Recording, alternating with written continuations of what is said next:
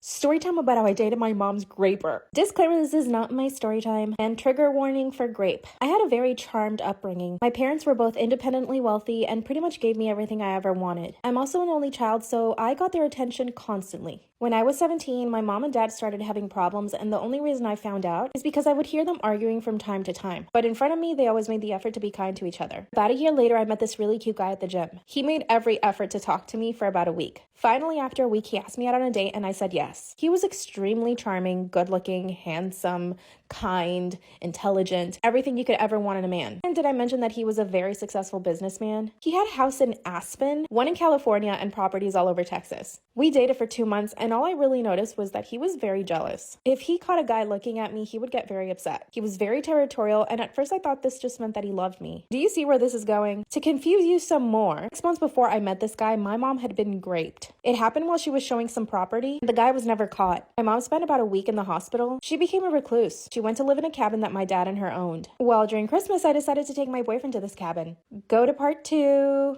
Storytime about how I dated my mom's graper. Disclaimer, this is not my story time, and trigger warning for grape. After my mom got graped, she became a recluse and went to live in this really fancy cabin her and my dad owned. And like I said, I started dating this guy, and it was right around Christmas. So I decided to take him to meet my parents at the cabin. Like I said, my mom was a recluse, and she just wasn't the same after the grape, which of course I completely understand. It was a very traumatic thing that she went through. So when I brought my boyfriend at the time over, I could tell there was something up. She tried to stay away from him, didn't talk to him, and basically wouldn't even look him in the eye. The day after he and I arrived, she asked me if we could leave. I was extremely offended. Didn't understand why she didn't like him, and she wouldn't tell me. I even got into a huge argument with my mom defending him. My boyfriend actually left earlier, and that's when my mom told me everything. My boyfriend was her graper. It all started when she had an affair with him. The affair lasted 2 months, and when she broke it off, he became obsessed. He followed her everywhere, called her every single day, and I remember that my parents had changed their phone number, and I couldn't figure out why. My mom and I were both in tears. I came to the realization that I had done it with my mom's graper, and my mom was still dealing with her own trauma. We decided to tell my dad the truth. When we all went to confront him, his house was empty. There were no signs of him. He changed his number, and we never saw him again. We keep getting phone calls though, and I think it's him. He used me to get close to my mom. What should I do?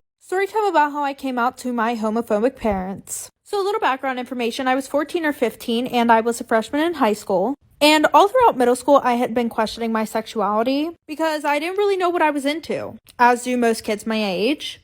Well, due to this, I was bullied in school because people would always ask me, oh, do you like boys or girls? And when I would say that I don't know, they would call me slurs. So anytime that I got into a relationship, I would keep it a secret, and the only person that knew was my best friend. But the summer before my freshman year, I got together with my current boyfriend, and we're going to call him Andrew. Andrew and I met through Snapchat through a mutual friend. We started FaceTiming all the time, and we found out that we lived in the same area, so we started hanging out all the time as well. Well, eventually him and I started dating, and after about 3 or 4 weeks, we took our relationship a little bit further, and his parents knew that he was gay and that we were in a relationship. But my parents, on the other hand, did not know. Like for part 2.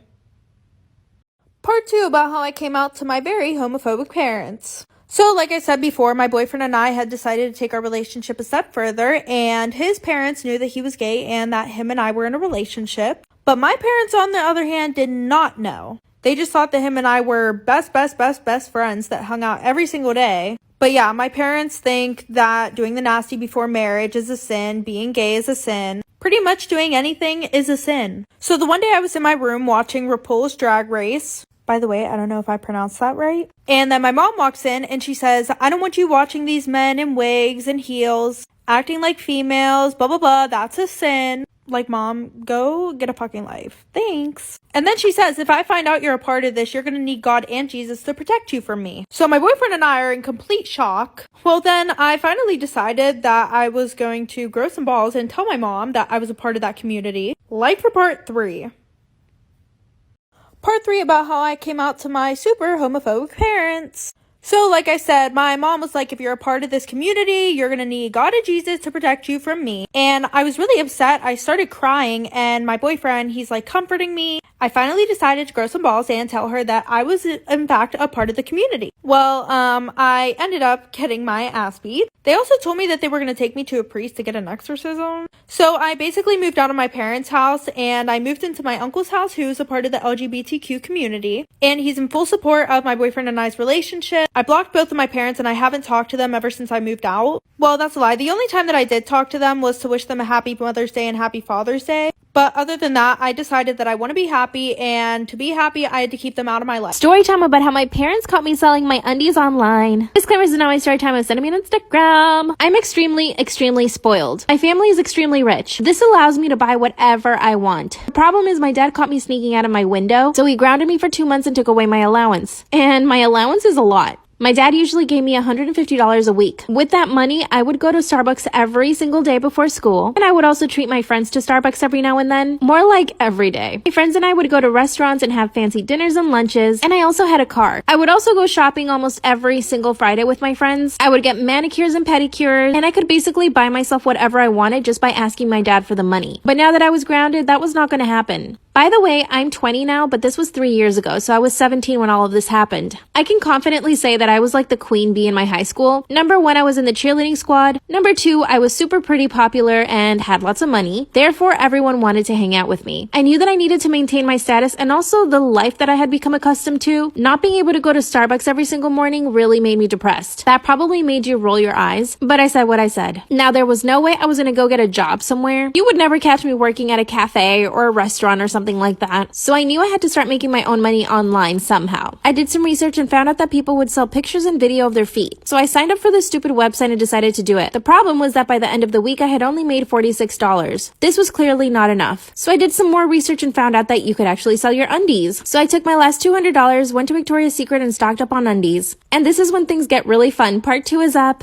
Part 2 of how my parents caught me selling my undies online. Disclaimer, this is not my story time. I said me on Instagram. So I took my last $200, went to Victoria's Secret and stocked up on undies. I signed up to this website and within a week, I had about 80 orders. So that means in 1 week, I sold $2,000 worth of my own underwear. This is when I realized that I could charge way more than I had been. So I doubled the price and the following week, I made $4,000. So here's the first mistake I made. I decided to tell my girlfriends about it and they decided to sign up and start selling their own undies. After a month, all of my friends and I were selling our undies, and we were all making bank. This also meant that we were spending lots of money. I started buying designer handbags and shoes. One of my friends even put a down payment to a car, and her parents started asking her tons of questions. And so did mine. Part 3 is up. Part 3 of how my parents caught me selling my undies online. Disclaimer, this is not my story time. Send me on Instagram. When my parents realized that I was buying all these designer bags and shoes, they started asking me questions. I was strong and I kept my mouth shut. Now my friends, on the other hand, who were also selling their undies, one of them got questioned by her parents and she gave up all the information. She even told her parents that I was the mastermind behind everything and that I had told all the other girls to start selling their undies, which was true. So it was official, I had been caught. Of course, my mom's friend runs straight over to my house and she starts spilling all the beans to my parents. My dad and mom came straight to my room and started rummaging through everything. That's when they find all my purses, my shoes, had stacks of cash in my drawers, and under my mattress. All of my friends got grounded, but my parents decided to take it a step further. They were so disgusted with me that they actually kicked me out of the house. But the good news is I had a lot of money, so I got myself a really nice apartment. So jokes on my parents. With all the money that I made, I decided to start a side hustle. I have my own employees and run my business from my house. My parents and I still talk, and my dad's even invested into my new company. When I look back at what I did, I do feel shame, but at the same time, I've become so successful from that money. What should I invest in next? My best friend always projects her insecurities onto me. Should I break up with her? My best friend and I have known each other for exactly 2 years. We met in college and hit it off right away. We're both Latinas and we come from really big families. I have 2 other sisters and we get along really well. We always hype each other up and have each other's backs. A few months after I started my friendship with my best friend, let's call her Lucia. Lucia started showing some really toxic qualities. Sometimes I think I'm just reading too much into it or overreacting. So you let me know. First of all, she would start talking bad about my sisters in front of me. She would make comments like, wow, your sister's gained weight, or wow, your sister has cellulite. When she first did this, I would just defend my sisters, but then I realized that that just made her want to keep talking more trash. So if she ever said anything about my sisters, I wouldn't say anything. At the time our friendship started, I had a really big crush on this guy. He and I went to the same gym and I never had the courage to speak to him, not until my sister convinced me to. I finally spoke to him at the gym and we actually hit it off. We would work out together every now and then and he finally asked me out on a date. The day of our date, my best friend came over to my house, and while I was getting ready, she started saying really weird things. At first, she told me that I should wash my hair because it looked oily. I told her my hair was freshly washed.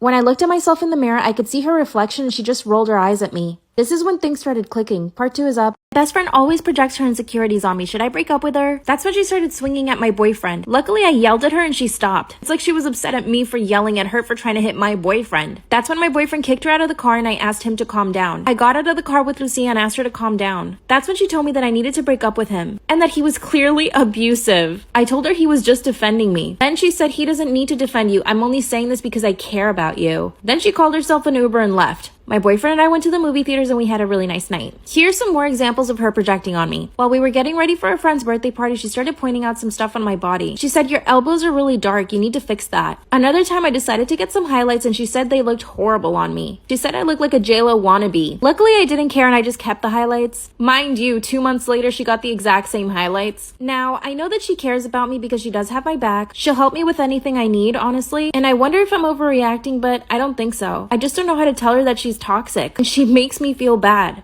What should I do? Story time about how I almost got kidnapped by my online boyfriend. So a little background information, I was 16 and in 11th grade. So a year before this all happened, I posted a picture on Instagram saying, "Add me on Snapchat if you want to be friends." Yes, I was that person. Anyway, so this really cute guy adds me on Snapchat. And after about 3 months talking, he said that he wants to meet me in person. And he didn't sound sus at all, so I was like, sure. So we met at this park that was like 30 minutes away. We met there around 6 o'clock, so when the sun was setting. And he was super nice. It was super romantic. Well, then we went to his house. We watched a movie and we did the nasty. So after that, he asked me if I want a drink. And what I could have swore was 20 minutes later, I wake up in an abandoned farm shed with no clothes or anything. So I start screaming my head off. I don't have my phone or anything, so I start to run. And then he grabs me. He says, "If you try to run or you try to scream, I am going to kill you." Life for part 2 about how I almost got kidnapped by my online boyfriend. So like I said, I wake up in this abandoned farm shed. I don't have no clothes. I don't have a phone. So I try to run and he grabs me. He says that if you run, I will kill you. So I was like, okay, fine. What do you want from me? So he starts putting on lingerie and tells me to also put some on so we can take pictures together. What the actual you know what? So after that, he starts crying and he starts telling me his whole life story and how he's not who I think he is. Turns out that he's 32 and he just goes online pretending that he's 17 years old. So I just try to comfort him, right? It ends up working. He brings me my clothes, tells me to run, or else he's going to, once again, kill me. So I run, I go to this gas station, get picked up by the police, find my parents. Luckily for me, I paid attention to where everything was. He was arrested, he's still in prison to this day, and I got grounded for 3 months. Story time about how my husband stole my dog because I told his family that he's gay. Disclaimer, this is not my story time. My husband and I had been married for 6 months before I realized he was gay. The way I found out is horrendous. Husband, almost ex, he has a gardening business. This means he works with a lot of guys. The guys that he started hiring were all very young, very attractive. Obviously, I didn't care because I never thought that he would be gay. Well, I come home one day early from work, only to find him and 3 other guys on the couch, doing different things to each other. I was horrified. I was seriously triggered and traumatized. You see, I had been essayed by 2 boys when I was in college, so walking into this literally made me vomit. Even got flashbacks. What did my husband do? The man kicked me out of the house, closed the door on me. So I proceed to start ringing the doorbell. So I decide to call 911 and say that there's 2 intruders in my house, which I mean there are. By the time the police come, they're all dressed up. Of course, it was my word against theirs. The police told me that all I could do was get a divorce. At the time, I had a 2-month-old puppy. My husband didn't really like the puppy. He was a lot of work, but it was my responsibility. After I caught him, I ran straight to his mom's house and spilled the beans. His mom and dad were furious. They called him, but he wouldn't answer his phone. Called my sister and she told me that I should just go live with her. I go home to grab my things and my puppy, but my puppy is nowhere to be found. That's when my husband told me that he probably ran away. This man refused to help me look for him. I'm filing a divorce, but it's been a month since I saw my puppy, and I know the puppy's somewhere in the house. My husband doesn't let me back into the house though, and the cops were absolutely no use. I'm planning on breaking in. I mean, what should I do? Give me advice. My stepbrother confessed that he has feelings for me, and now I'm catching feelings. Disclaimer, this is not my story time. My dad was single for years after my mom and him split. I decided to move in with my dad because my mom and I don't have the best relationship. I was floored when I got to my new high school. There were so many cute boys, including my stepbrother. His mom was single and she was looking for a man. My dad and her met at a yoga class. They hit it off right away. I mean, right away. A month into their relationship, they wanted to move in together. During that month, I developed a crush on several boys, but my stepbrother was not one of them. You see, he had a girlfriend, and I am no homo. homewrecker. But when we moved in together, we started hanging out a lot. He was making the effort to be with me all the time. At first, I thought it was kind of sweet. Like, okay, we're like stepbrother and stepsister now. But no, he broke up with his girlfriend and he started hanging out with me every day after school. We started watching movies together. We were cooking together. We would do all our chores together. And then finally, our parents told us that they were engaged. So we knew this was going to be for the long run. Prom was nearing and a boy asked me out to prom. He grabbed my arm and made me swear that I wouldn't go out with this boy. And I asked him why. He said this guy was a player, that he would only try to do the dirty with me. Then he confessed that he was jealous. Part 2 is up. Story time about how I'm catching feelings for my stepbrother. Disclaimer, this is not my story time. That's when my stepbrother confessed that he was jealous. I mean, I knew that he liked me, but I didn't know that he liked me. Essentially, he told me that he did not want me going out with this boy to prom because he was really bad news. So I told him that I wouldn't. Went back to the boy and told him I couldn't go to prom with him. After that, my stepbrother asked me if I wanted to go to prom with him. Okay, everyone in school knew that our parents were engaged. Essentially, we're stepbrother and stepsister. But let me tell you, after his confession, I could not stop thinking about him. I mean, his room was right across from mine. He had so many girls chasing him at school. A few days later, his ex comes up to me at school and calls me a slut. Apparently, the rumor was going around that him and I were together. And this girl was not happy. When I got in his car to go home with him, I broke down and started to cry. Then he told me that he told his ex that he had a crush on me. And then we kissed. And I had never been kissed like that. He was so sweet yet so passionate. We stare at each other at the dinner table. He tried to kiss me again at home, but I didn't let him. I'm gonna have to update you guys. What should I do about this? Story time. My best friend slept with my boyfriend on my birthday. So a little background information. I was 16 and a sophomore in high school. Well, I have this best friend who we are going to call Sarah. Her and I became super close over the summertime, but she was like on and off best friends with this other girl who we're gonna call Mackenzie. But I had this boyfriend who I was also really on and off with. And Sarah knew about all the problems within our relationship. Well, I guess I underestimated how close Sarah and Mackenzie were, because everything that I told Sarah, she went back and she told Mackenzie. And not to mention, Mackenzie was really close with my boyfriend. So of course, she told my boyfriend everything that I was saying. This ended up causing a huge fight between my boyfriend and I. Well, the night before my birthday, my boyfriend and I were going back and forth arguing. And around 12 a.m., on my birthday, I forced myself to fall asleep. And at around 1 a.m., I woke up to 20 Snapchat notifications, all from my boyfriend. And when I opened them, I saw the worst thing ever. Like for part 2. Part 2 about how my best friend slept with my boyfriend on my birthday. So like I said, I woke up at around 1 a.m. to 20 Snapchat notifications from my boyfriend. And I saw the absolute worst thing ever. The first 5 notifications were just him calling me names. And then all the other ones were just him doing stuff with my best friend. And you guys can already guess what I mean by doing stuff. So at this point, I was heartbroken, I was pissed off. But of course, because I gotta have the receipts, I went and took a video off my sister's phone of everything that he sent me. In the morning, I woke up to a text from an unknown number, and it turned out to be my boyfriend's best friend saying that him and Sarah were now together. So my boyfriend asked me to meet up and apologize. So I met him at this park, and he apologized to me, telling me that he wanted to get back together with me. But I told him to KMA, and I left.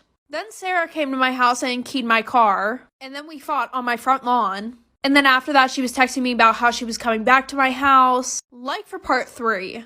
Part 3 about how my best friend slept with my boyfriend. So like I said, she came to my house and she keyed my car. And I caught her, so I went outside. We fought on my front lawn. After she left, she kept sending me messages saying that she was coming back to my house so we could fight again. But she was blocked, so I didn't get any of the messages. And then my ex came to my house and brought me flowers. And this was all in a span of 1 day. So because it was my birthday party, my cousins were at my house, and I already told them everything that happened. So they went outside, and they fought him. Well, then I ended up sending all the videos to his parents, her parents, his siblings, aunts, uncles, cousins who loved me. Then I also decided to take legal action, and I sent the cops all of the screenshots of Sarah harassing me. And my sister got a video of us fighting, so I sent that to them too. Well, since she was 18 and I literally just turned 16, she got 3 months in county jail for minor harassment and minor physical altercations. So in the end, I think I won. Story time about how my date put something in my drink. Disclaimer, this is not my story time. I have the worst luck with guys. I'm an extremely shy person. So I signed up to every dating app you can imagine. I matched with this guy on Hinge and he suggested that we talk for a few weeks before we even decided to meet up. And he meant like seriously talk. We texted pretty much all day long for 4 weeks. In the last week, we decided to FaceTime. At this point, I was completely and utterly obsessed with him. And then I realized that he looked like Ryan Gosling. Huge coincidence because Ryan Gosling is my biggest celebrity crush. After the 4 weeks, we decided to finally meet up. Second crazy coincidence, the bar we chose was local to both of us. Little did we know that we lived 2 minutes away from the bar in opposite directions. We went straight to the bar and started ordering drinks. We both had 2 drinks, and after 30 minutes, we ordered another set of drinks. Usually on a first date, I would never go for a third drink, but I liked him so much and I was so comfortable that I decided to get the third drink. Not even 4 minutes after I finished the drink, I start feeling so dizzy and sick. He obviously noticed right away and suggested that we go get some food. We walked around the corner to a pizza place and grabbed a bite. Suddenly, I'm in his apartment. He starts kissing me and tries to go, down there, and I kept saying no. Kissing became more aggressive, eventually leading him to pin my arms down to my sides. Out of nowhere, a UPS guy shows up and starts knocking on the door trying to get a signature. I ran out of that apartment so quickly, I reported him the next day. But when they tested my blood, they said there was nothing in my system. So basically, it's my word against his. Guess what? This guy has not stopped messaging me. I need to catch him in the act. What should I do?